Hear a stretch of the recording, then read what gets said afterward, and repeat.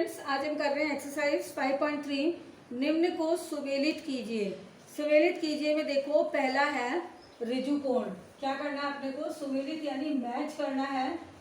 तो फर्स्ट है ऋजु कोण।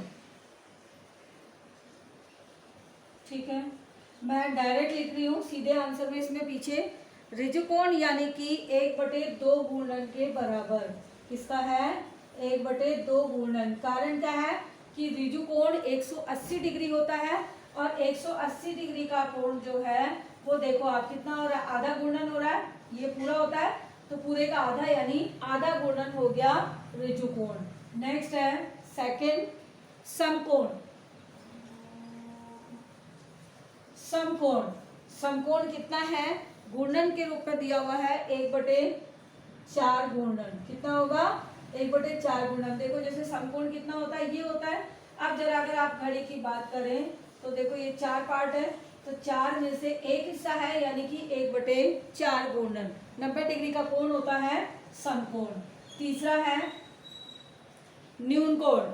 न्यून कोण का मतलब होता है 90 डिग्री से कम का कोण। ठीक है, कितना होता है? 90 डिग्री से कम का कोण। और 90 डिग्री से जब कम का कोण होगा तो यानी 1/4 घूर्णन से कम होगा।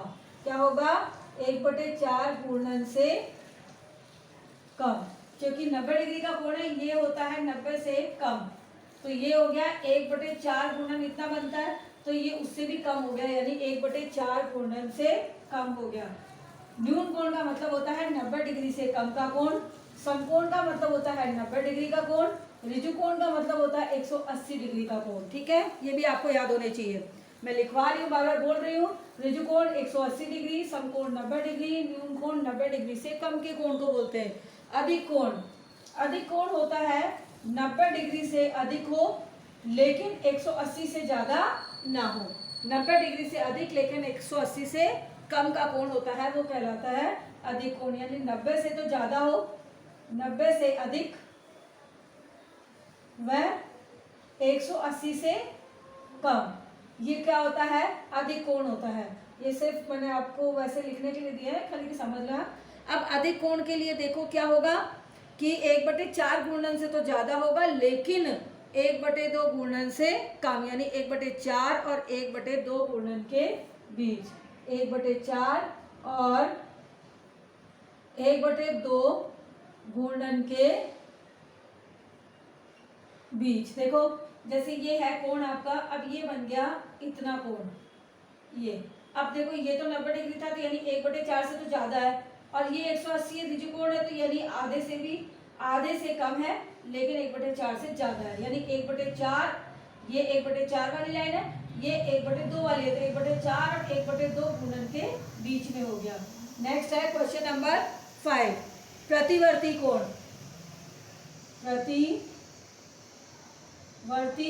कोण, प्रतिवर्ती कोण का मतलब है जितना कोण दिया उसका बाकी का जो उल्टा वाला पार्ट है वो प्रतिवर्ती कोण कहलाता है। तो प्रतिवर्ती कोण है आधे घूर्णन से अधिक, यानी 180 से ज्यादा का कोण। ये हो गया आधे घूर्णन से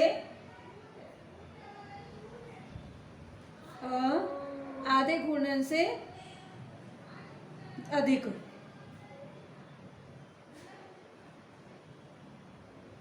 आधे घूर्णन से अधिक। ये हो गया आपका क्वेश्चन नंबर 1 कंप्लीट।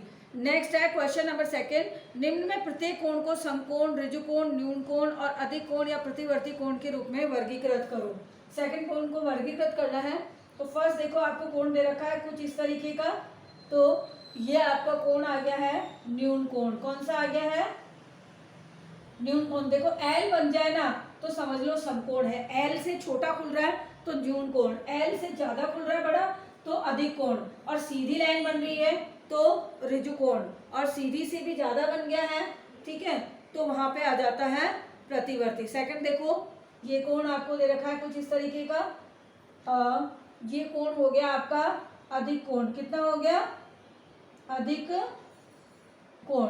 नेक्स्ट है आपको इस तरह का कोण दिया हुआ है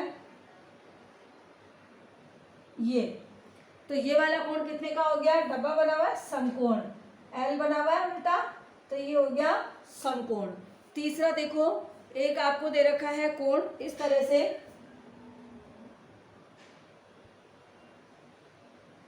ये कोण है, लेकिन कोण देना है ये वाला, ऊपर वाला नहीं, नीचे वाला, बाकी का बचा हुआ।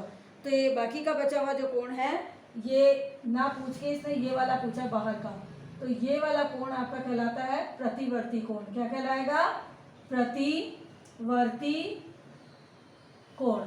अगला आप देखो, अगला आपको दे रखा है एक सीधी रेखा और ये, लेकिन कोण उसने दे रखा है ये वाला। अब ये आधा घूर्णन है, इसका मतलब है ये है ऋजु कोण। क्या है? ऋजु कोण। इसको सरल कोण भी कहते हैं क्योंकि एक सीधी रेखा बनती है इस कोण की। अगला एक आपको M दे रखा है, देखो इस तरह से, ये दोनों कोण, तो देख रहे हो आप ये L से छोटे खुल रहे हैं, तो यानी दोनों ही कोण कौन से हैं? न्यून कोण। क्या है? ये दोनों कोण हो गए आपके न्यून कोण। इसके साथ में आज आपकी एक्सरसाइज 5.3 कंप्लीट हो गई है और नेक्स्ट क्लास में एक्सरसाइज शुरू करेंगे नई 5.4। Thank you.